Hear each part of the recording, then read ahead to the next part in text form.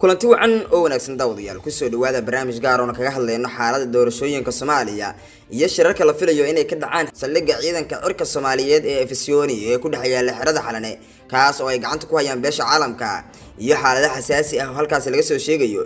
xarunta Xalane ayaa waxa laga cabsi qabaa inuu ka dhaco dagaal kadib markii ciidamada ka tirsan kuwa dawladda federaalka ee Soomaaliya ee koofiya casta loo yaqaan iyo kuwa AMISOM ay gudaha ugu wada jiraan iyadoo la sheegay in madaxweynayaasha dawlad goboleedyada Jubbaland iyo Puntland ay ka biyadiideen ka soo qaybgalka kulanka la filayay inuu maanta ka furmo halkaasi. sidoo kale waxa halkaasi ku sugan ciidamo la sheegay inay yihiin American oo xalay laga soo dejiyay geegidaasi diyaaradaha ee Aadan Cadde International Airport kadib markii loo baqay amniga. ciidamada Haramcad ayaa iyaguna waxa la sheegayaa inay isku geedaameen jagboontiyada ku hareeraysan airportka waxaana gudaha ku jira haatan madaxweynaha Jamhuuriyadda Federaalka ee Soomaaliya ee xilkiisu dhamaaday Maxamed Cabdullaahi Farmaajo iyo dawlad goboleedyada taabacsan.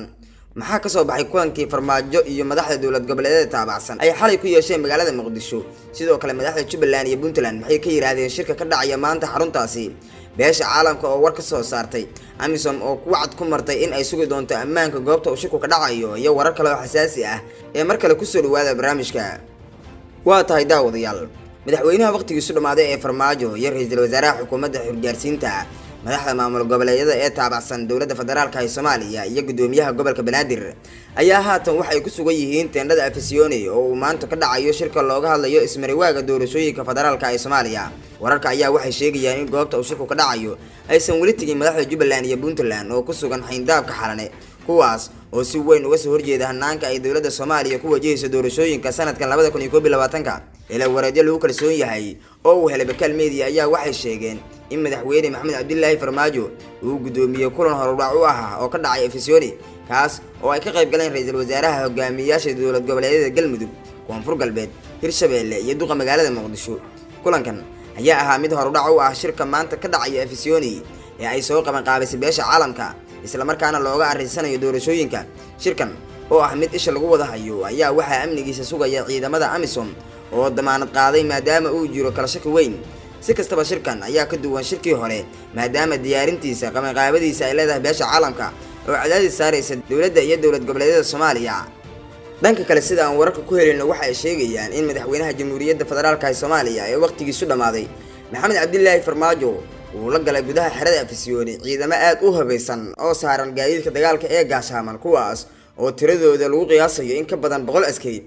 ciidamadan oo ah kuwa koofiya casta ayaa waxa la sheegay inay sugayaan amniga madaxweynaha waqtigiisu dhamaaday ee Farmaajo iyo ra'iisul wasaaraha. sidoo kale madaxda dawlad goboleedyada Soomaaliyeed ee Galmudug, Hirshabeelle, Koonfur Galbeed iyo gobolka Banaadir ayaa waxa la sheegayaa inay wataan ciidamo gaar u ah oo amnigooda sugaya ayna gudaha ula galeen xerada Efesiyoni, taas oo sababtay in madaxda dawladaha Jubbaland iyo Puntland ay sheegaan in shirkani uu yahay mid aysan ajendayaashiisa qayb ka ahayn sidoo kalena aan laga heshiinin hanaanka iyo borotokoolka shirkan uu ku dhacayo. dhanka kale caasimadda Soomaaliya ee Muqdisho waxaa xalaytooda soo gaaray diyaarado sidii saraakiil cadaan ah oo ka socda beesha caalamka. si gaar ah waxaa loogu badinayaa diyaaradahan inay saarayeen cutubyo ka tirsan ciidamada sida gaarka u tababaran ee Mareykanka kuwaas oo la sheegay inay dalbata safaaradda Soomaaliya uu ku leeyahay Mareykanka iyadoo ka cabsi qabta in amniga xerada uu halis galo sidaasina ay madaxda ka joogto safaaradda Mareykanka ee Soomaaliya ay amnigooda halis galaan. xalay sidoo kale waxa war soo saaray madaxa ugu sareeya ee ciidamada AMISOM ee Soomaaliya. AMISOM ayaana qaaday tallaabo aan hore looga baran iyadoo xiriir la sameysay qaar ka mid ah musharaxiinta mucaaradka iyo madaxda maamul goboleedyada una damaanad qaaday amniga teendhada Efesiyoni oo maanta la filayo inuu ka dhaco shirka arrimaha doorashooyinka. wakiilka midowga Afrika ee Soomaaliya Francisco Madera ayaa qoraal uu soo saaray waxa uu ku sheegay in madaxdan uu kala hadlayo amniga guud ee xarunta shirka iyo midka madaxda ka qayb galaysa shirka. Madera ayaa wuxuu sheegay in la dhameystiray farsamada iyo amniga kulanka oo ka dhacaya xayndaabka garoonka Aadan Cadde isla markaana AMISOM ay damaanad qaadayso amniga ka hor iyo kadib kulanka. waxaan jeclaan lahaa inaan u xaqiijiyo dhammaan hogaamiyayaasha Soomaalida iyo qaybaha kale ee saamilada siyaasadda in AMISOM oo kaashanaysa saaxiibadeeda ay diyaarisay tallaabooyinka lagama maarmaanka ah ee xaqiijinaya in kulankan uu ku dhaco deegaan nabadeed oo la sugayo dhammaan dhinacyada ay ku dareemi karaan deegaan ay uga qayb gali karaan shirka oo amnigooda uu sugan yahay, ayuu yiri Madera madaxa AMISOM Soomaaliya. tallaabadan caadiga ah ee uu qaaday Madera ayaa timid kadib markii ay soo baxeen warar sheegaya in madaxweyne Farmaajo uu isku dayayo inuu ciidamo badan geeyo garoonka taasi oo walaac ka muujiyeen qaar ka mid ah madaxda maamul goboleedyada. madaxweynaha Puntland Saciid Cabdullaahi Dani oo shalay wareysiga BBC-da ayaa yiri maxaa bashir laga qayb galaa meeshii aan u maleynayay inay amni tahay oo ay amisom tiri annaga amnigeeda sugayna oo ay beesha caalamka nagu casuuntay ayaa xalay nagu soo weeraray oo 4 dhinac ciidaman la ka dhigay waxaana ciidamadaasi u fasiranay inay la mid yihiin kuwii 19 Febraayo weeraray hotel Maida iyo airportka dadkii mudaharaadayna rasaasta wiyay waa sidoo hadalka u dhigay madaxweynaha Puntland Saciid Cabdullaahi Dani madaxda maamul goboleedyada ayaa iminka dhamaantood waxay ku sugan yihiin magaalada Muqdisho ee xarunta Soomaaliya qaar ka mid ah madaxda maamul goboleedyada ayaa walaac ka muujiyay ammaanka goobta uu shirku ka dhacayo madaxweynaha Puntland Saciid Cabdullaahi Dani ayaa sheegay in dawladda ay meesha keentay ciidamo badan taasi oo shaki ka muujiyay isaga iyo si la mid ah madaxweynaha ay saaxiibada dhow yihiin ee Jubbaland Axmed Maxamed Islaam waxaana labada madaxweyne waa Dani iyo Axmed Madoobe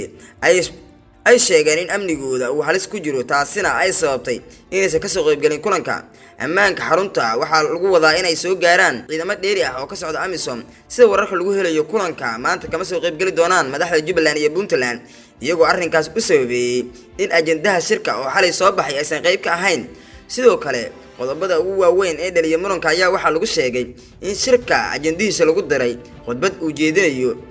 gudoomiyaha ay doorteen guddiga lagu muransan yahay ee doorashooyinka dadban oo uu magacaabo madaxweyne Farmaajo kaasi oo qayb ka ah saddexda arrin ee ugu waaweyn ee muranka uu ka taagan yahay labada arrin oo kale oo waaweyn ee la isku hayo ayaa waxay yihiin arrinta gobolka Gedo oo ciidamada dawladda federaalka ah Soomaaliya ka amar qaata si talantaale ah gobolkaasi loo geeyo iyagoo iska horimaad iyo dagaalo toos ah kula galay magaalada Balad Xaawo ciidamada ka amar qaata Jubbaland sidoo kale arrinta saddexaad ee la isku hayo ayaa waxa ay tahay magacaabida iyo cid loo daba fariisanayo doorashooyinka xubnaha wakiilada ee ka soo baxaya Somaliland kuwaas oo doorashadooda ay xamar ka dhacayso dawladda federaalka ee Soomaaliya ee uu horkacayo madaxweynaha waqtigiisu dhamaaday ee Farmaajo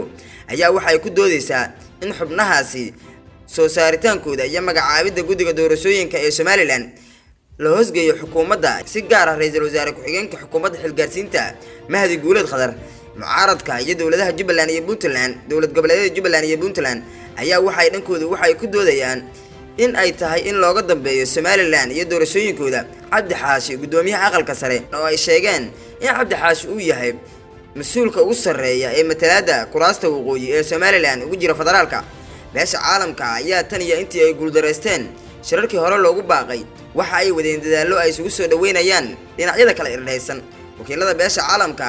ayaana waxay wadeen kulamo ay la qaadanayaan hogaamiyayaasha kala duwan ee Soomaalida sidoo kale beesha caalamku waxay taageereen shirka uu ku baaqay madaxweyne Farmaajo kaasi oo maanta ka furmay iyadoo ay maqan yihiin madaxweynayaasha Jubbaland iyo Puntland bayaankii ugu dambeeyay ee safaaradda Mareykanka ee Soomaaliya ay soo qortay ayaa waxaa loogu baaqay in shirka maanta furmaya ay xal ku gaaraan dhinacyada bayaanka ayaa sidoo kale waxaa lagu sheegay in shacabka Soomaaliya ay hay'atan doonayaan in la qabto doorashada Mareykanku wuxuu madaxda dawlad goboleedyada ku amray in Muqdisho ay ku sugnaadaan tan iyo inta laga heshiinayo ama laga heshiinayo hanaanka doorashooyinka shirkan oo maanta lagu wado inuu ka furmo magaalada Muqdisho ayaa waxa uu ku soo beegmayaa xilli dhinacyada ka qayb galaya ay shirka isku khilaafsan yihiin arrimo badan arrinta gobolka Gedo ayaana ka mid ah qodobada ugu adag ee lagu wado inay ka wada hadlaan madaxda Soomaalida qodobkan ayaa horey la iskugu mari waayay isla markaana sabab u noqday in natiijo la'aan ay ku soo dhamaadaan shirarkii horey loo qabtay ee Dhuusamareeb 1 2 3 4 iyo shirkii Muqdisho kaas oo 17 September lagu kala gaaray heshiis la kala saxeexday ase ahaatee dib dambe ay wax kaga soo noqdeen madaxweynaha Jubbaland Axmed Madoobe ayaa waxa uu ku adkeysanayaa in maamulkiisa lagu wareejiyo gobolka Gedo si halkaasi doorasho ay uga dhacdo waxa uu sidoo kale madaxweynaha Jubbaland ku baaqayaa in dawladda federaalka ah ee ciidamada ay geysay gobolka Gedo ay ka saarto dhanka xukuumadda federaalka waxay ku adkeysanaysaa in ciidamada dawladda ay yihiin ciidamo qaran oo aysan gobolkaasi Gedana uu ka mid yahay Jamhuuriyadda Federaalka ee Soomaaliya goob kasta oo jamhuuriyadda ka mid ahna ciidamada qaranku ay ka howlgalayaan siyaasadda ciidan iyo tan xuduudeedna iyo mid arrimaha dibadda sidoo kale ay u madax banaanta xukuumadda federaalka oo iyada loo daba fariisto maamul goboleedyaduna ay korjoogto ka ahaadaan siyaasadahaasi gobolka Gedo ayaa waxa dhowr jeer dagaal uu ku dhaxmaray ciidamada dawladda federaalka iyo kuwa maamulka Jubbaland qodobada kale ee muhiimka ah ayaa waxa ka mid ah arrinta qaabka loo maamulayo cidda maamulaysa doorashada xildhibaanada gobolada waqooyi si kastaba ha ahaatee lama oga halka uu ku dambeyn doono xaalka siyaasadeed ee Soomaaliya hase ahaatee waxa maragma doonta ah in Soomaaliya ay cagaha la gashay marxalad kala guur oo cakiran shacabka Soomaaliyeed ayayna waxay naawilayaan in marxaladani looga baxo is-afgarad dawadayaal waxa intaas inooga wararka Soomaalida oo si gaar ah ugu eegayna arrimaha doorashooyinka waxaad barnaamijyadeena soo socda ku maqli doontaan halka uu ku dambeeyo shirkan